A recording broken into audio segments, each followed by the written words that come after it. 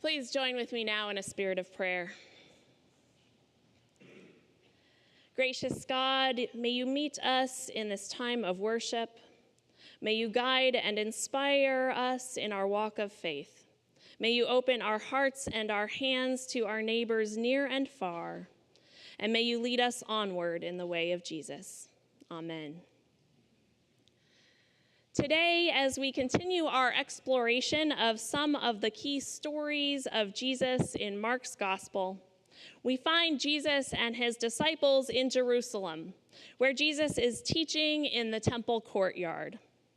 It's the last week of Jesus' earthly life, mere days from his arrest and his crucifixion. Just yesterday, Jesus went into the temple and turned over the tables of the money changers, disrupting the temple system in an act of protest against corruption and injustice and collusion with the Roman Empire. So today, Jesus has a target on his back, but he returns to the city and to the temple to teach anyway. And the crowds offer him a certain level of protection, at least for a few days. As he teaches, Jesus doesn't back down from his critique. Beware of the scribes, he starts off. Beware of people who like to strut around town in fancy clothes, who expect to receive special treatment in public at the market and in private at dinner parties. They make a show of going to the synagogues, and they recite long prayers devoid of any real prayerful intention in order to make themselves look good. That last one's a real warning to preachers. But their prideful piety is a facade, Jesus warns. Behind closed doors and in the shadows of society, they are actively devouring widows' houses. Now, this is a pretty scathing critique, isn't it?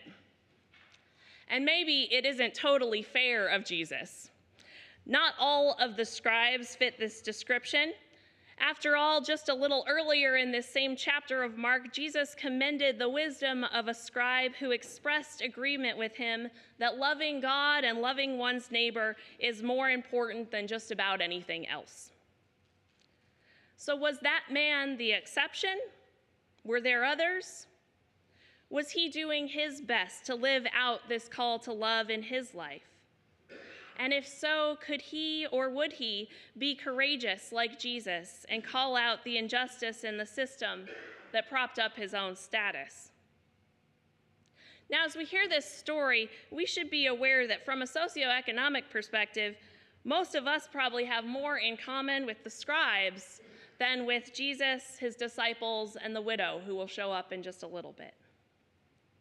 And as in many societies throughout history, in Jesus' day, there was a class of people who enjoyed the benefits of wealth and social status and proximity to the powers in charge. Unfortunately, that kind of system also allowed people to ignore, at minimum, or actively exploit the peasant class for their own gain. Under Roman rule, some of the scribes and temple authorities in Jerusalem were lured in and caught up in this kind of system. In that culture, it was common for men to appoint other men, sometimes family members, to manage their estates after their death. Scribes were well-connected and well-versed in the law, so many may have ended up in such a role. And so many widows were at the mercy of the men left in charge of their household. Hopefully, some of them were ethical and understood that their job was to be providers and protectors of those widows and of their children if they were still at home.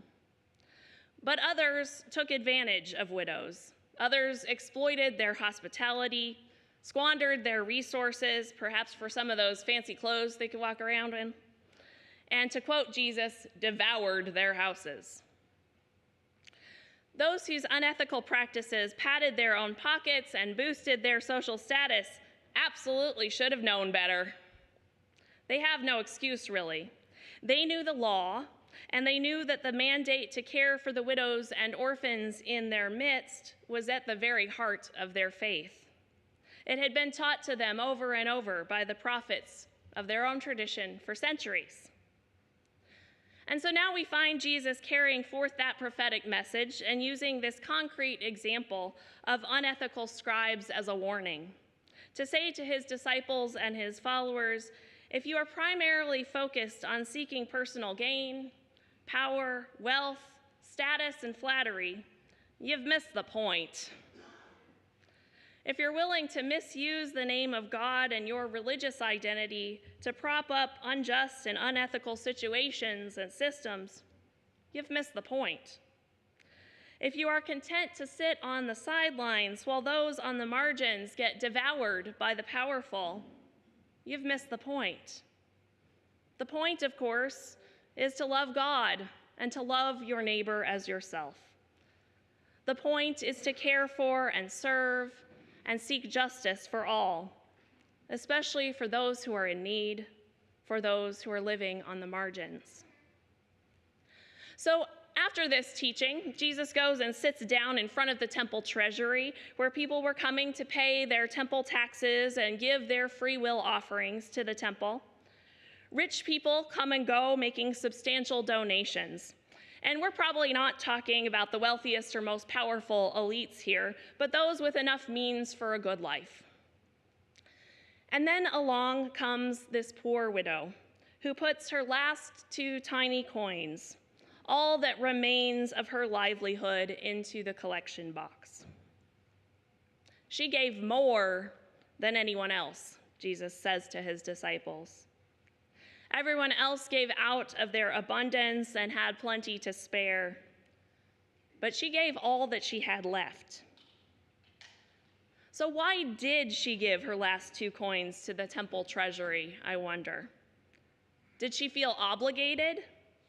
Did she feel she had nothing left to lose, so why hold on to 2 tiny coins?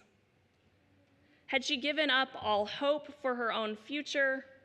Or was it that she was clinging to hope that God could and would help her? We can't know the inner workings of this woman's mind. Maybe her motivations were mixed. Author and historian Diana Butler Bass has an interesting and compelling take on this woman's motivation. She thinks this was an act of protest. Perhaps this widow had lost everything because of the very system that Jesus had just been critiquing. Maybe in her righteous anger, this woman who has nothing left to lose is saying, see these last 2 coins? You've taken everything else from me, but you can't take these. I'm freely giving them to God. You should be ashamed of yourselves. Whoa. In publicly giving away all that she has left, she is exposing the injustice that she and others have endured. And it's an act of lament, too, calling out to anyone who will bear witness, anyone who will listen, do you care? And of course, it is Jesus who bears witness. It is Jesus who cares and sees what's going on. And he calls his disciples' attention to her. And in doing so, Jesus is both commending her faithfulness, her generosity, as well as calling his disciples and his followers to take notice. Take notice of her circumstances, and her call for justice. Jesus' praise for the widow's generosity does not ignore the social conditions that have contributed to her poverty. We have to see this moment in light of that critique of the unjust scribes. We have to hold both together, I think. And so we're left wondering, of course, how will the disciples respond? And it begs the question, how will we respond? Jesus lifts up this woman as an example of generous and honest faith because she has gone all in, laying everything bare before God and before anyone else in her community who will take notice. I wonder if perhaps Jesus also sees some of himself in this woman. He's in the process already of going all in. Will the disciples be willing and learn for themselves to go all in? How will we? Once again, we probably can't help but remember that rich man from chapter 10. I know we keep coming back to him. I know that guy's in your head. You can blame the gospel writer. It's a thread that's woven through the gospel, I think, and it's intentional. That man struggled, of course, to go all in, even though he really seemed to genuinely long for an open-hearted, loving faith.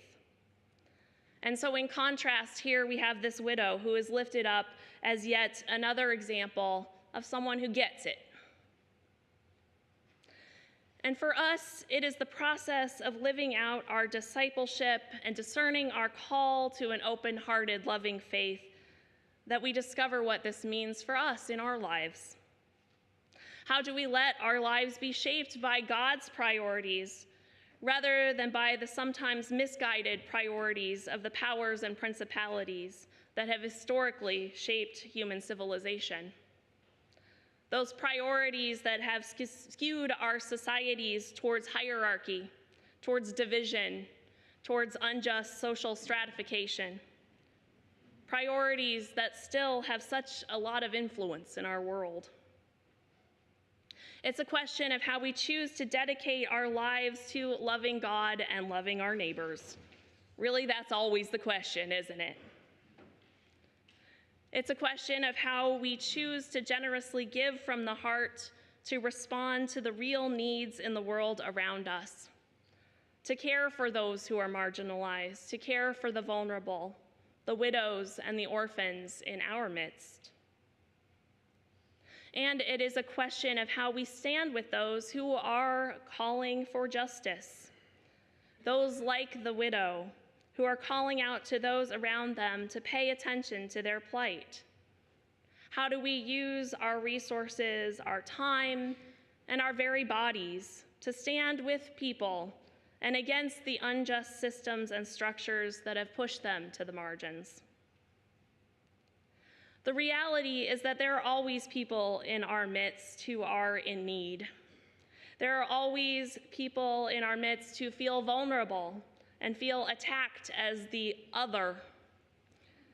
And there are always people, in spite of and in the midst of these experiences of vulnerability, who courageously stand up for justice for all and invite our participation in their pursuit. So perhaps now is as good a time as any to take a deeper look at the world around us and look for people like the widow, to take notice of them, to listen to their stories, to try to understand their concerns and their challenges, to hear what they are asking of us, and to respond to their needs in whatever ways we can.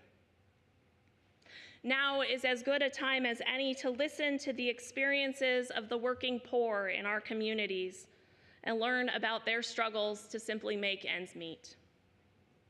And now is a good time to provide some food for hungry people, which you're doing, and to help some families in need in our community, which you're also doing. Now is a good time for those of us who are U.S. citizens by birth to listen to and try to understand the varied experiences, perspectives, and needs of our immigrant neighbors, and discern how best to partner with them to respond with compassion and support in this time. Now is a good time for straight and cisgender people to stand with our LGBTQ+ siblings and let them know that they are loved beyond measure and affirmed. Now is a good time for those of us with plenty to give to share some of our resources to people and to organizations that are pursuing justice for our planet and for our global neighbors who have been most devastated by ecological destruction. And now is a good time to listen to one another deeply and compassionately and with an open heart. You know, the unjust structures in our world have always thrived on division. They've always thrived on isolating people from one another, on misinformation and misrepresentation of people. We need an alternative, and we can embody that alternative. I deeply believe that building caring community is an essential step in the journey to a more just world for all. Church can help us in this pursuit, as can interfaith and community-wide engagement. And I love Mila's idea of paying it forward. You never know what a little act of kindness can do for somebody's heart and somebody's experience. Now is a time to go all in.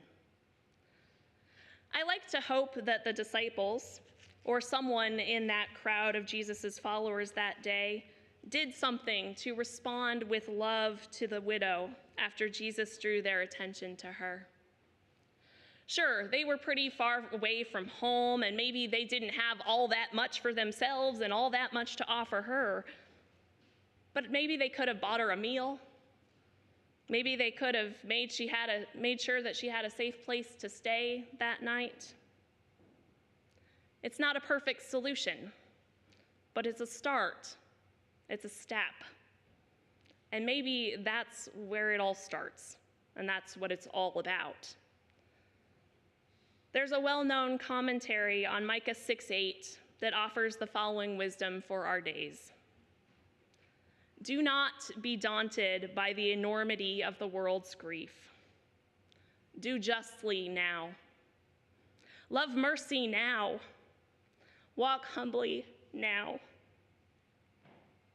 You are not obligated to complete the work, but neither are you free to abandon it. Amen.